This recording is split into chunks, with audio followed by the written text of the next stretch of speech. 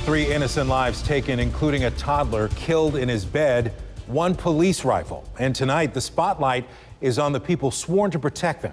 Just today, Jackson police confirmed the weapon investigators believe was used to kill Kiana Weathersby, 2-year-old son Kamari Givens, and his aunt Erica Weathersby was a Jackson police rifle stolen from a patrol vehicle 8 weeks before the murders.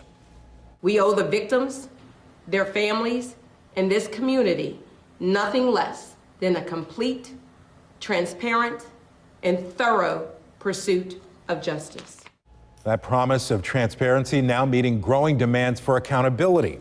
Were department policies followed? If they were, are those policies strong enough? If they weren't, who's responsible for making sure this never happens again? This is unacceptable, and the Jackson Police Department is not stepping away from that reality. We hold ourselves to a higher standard, and we will make changes necessary to ensure that this never happens again. Well, those are the promises, but after making them, the mayor and police chief refused to answer a single question for our reporter.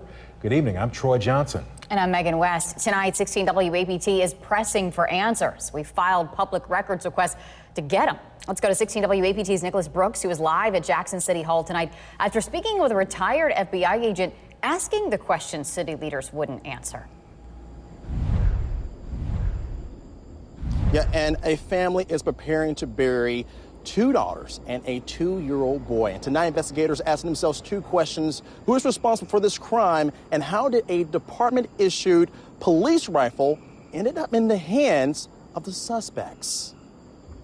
Jackson Police Chief Rochelle Brackney says the department-issued short-barrel rifle investigators believe was used in the triple homicide of a mother and her son and her sister was stolen about 8 weeks earlier after suspects broke into marked law enforcement vehicles from 3 different police agencies at apartment complexes across Jackson. Police say the rifle was recovered during a traffic stop of 2 suspects, and preliminary forensic testing indicates it was used in the killings. How serious is that, by the way? The issue is every police department has take-home vehicles, and they've got weapons retention policies, how these weapons are to be stored in the car. Why is this now being told or announced to the public now, knowing that this happened 8 weeks ago? What's your intake on that? The police department should have notified the public, in most cases, that robbery had occurred on their vehicles, weapons were stolen. Former FBI agent Rich Colco says investigators should also be reviewing department policies, training, and whether officers follow procedures before the rifle was stolen. Do you think that training needs to be reevaluated, re-looked into, along with their policies? Clearly the policies will have to be reviewed, but if 3 different agencies' vehicles were broken into in a short period of time, that means there was some planning carried out by the person who did this. So did somebody have some inside information? How did they track down those vehicles at these apartment complexes?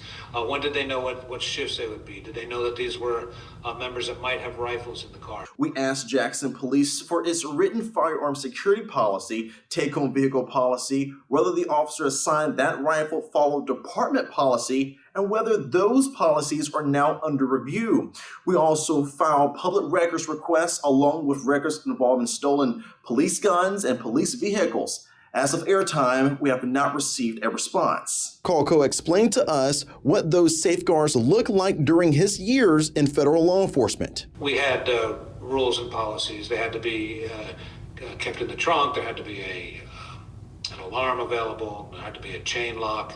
Colco says if mistakes were made, investigators shouldn't stop with the criminal case. If policies were not followed and a weapon was stolen from a police vehicle and used in a serious crime like this, there are certainly liability issues for the police department. Jackson police expect forensic testing on the rifle to wrap up early next week, and will continue following the investigation. Reporting in Jackson, I'm Nicholas Brooks, 16 WAPT News. Jackson police made quick arrests in the triple murder of the 2 sisters and the toddler. Cornelius Carter, Jordan Carter, who police say are not related, as well as Devin Montecure and Michaela Young, all of them charged with capital murder. Montecure was arrested Wednesday in Texas by U.S. Marshals. Happening right now, Jackson police have extra officers on the streets. Chief Brackney announced a quick response team would be patrolling the city for the next 5 weeks after a deadly June. It comes after 10 people were killed in a series of shootings across the city. Each of these red dots a location of one of those shootings. The number in it tells you how many people were killed at that location. 16 WAPT is Jackson's breaking news leader right now on the 16 WAPT mobile app. You can watch the entire news conference we heard today and read more about the city's plan to keep you safe.